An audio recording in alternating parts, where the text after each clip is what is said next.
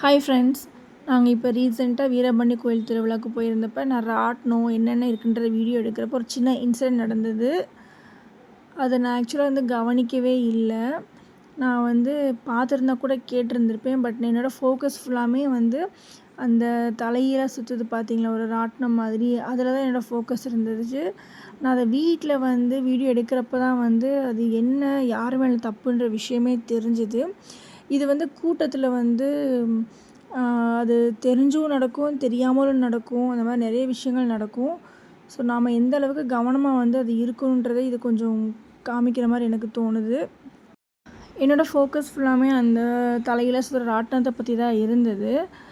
But என்னென்னா, இப்போ நான் பார்த்ததை உங்களுக்கு நான் திரும்ப காமிக்கிறேன். ஆக்சுவலாக ஒரு லேடி ஒருத்தவங்கள அடிச்சிருப்பாங்க இடித்ததுக்காக.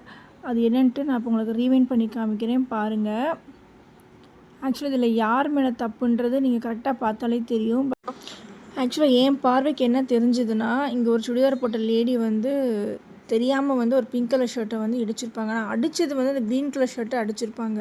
இது அவங்க வாண்டடாக இடித்த மாதிரி ஒரு அங்கே ஒன்று க்ரியேட் ஆகிருக்கும்.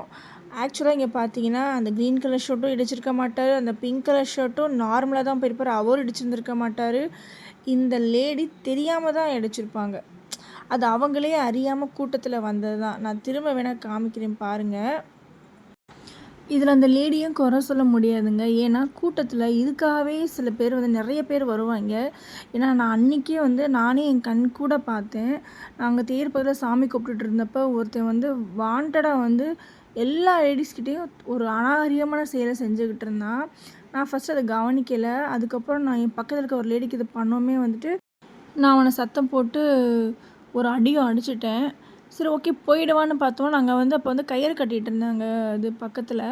சரி, கொஞ்சம் நின்றுட்டு. ஆனால் அவன் சின்ன பொண்ணுங்க பெரியவங்க எல்லார்ட்டையும் ஒரு தப்பாக நடந்துகிட்டு இருந்தான். உடனே நான் கத்தி அவனை சத்தம் போட்டுட்டேன். எல்லோரும் வேடிக்கை தான் பார்த்தாங்க, யாரும் ஒன்றும் கேட்கல. நான் அப்போயே யோசிச்சுருந்துருக்கலாம், பக்கத்தில் போலீஸ் இருந்தால் கூட பிடிச்சி கொடுக்கலான்னு கூட யோசிச்சேன். பிகாஸ் அவன் அந்தளவுக்கு ஒரு கேவலமாக ஒன்று பண்ணிகிட்டு இருந்தான். ஸோ இந்த மாதிரி கூட்டத்தில் யார் தப்பு பண்ணுறாங்க, யார் சரியாக நடந்தது நம்ம யோசிக்க கூட அந்த டைம் நமக்கு தெரியாது.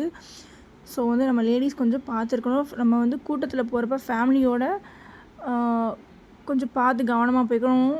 நம்ம ஒருவேளை தப்பு பண்ணாதவங்கள அடித்தோம்னா அது அவங்களுக்கும் ரொம்ப ஒரு வருந்தத்தக்க செயலாக அமைஞ்சிடும். ஸோ பார்த்து இருங்க லேடிஸ்.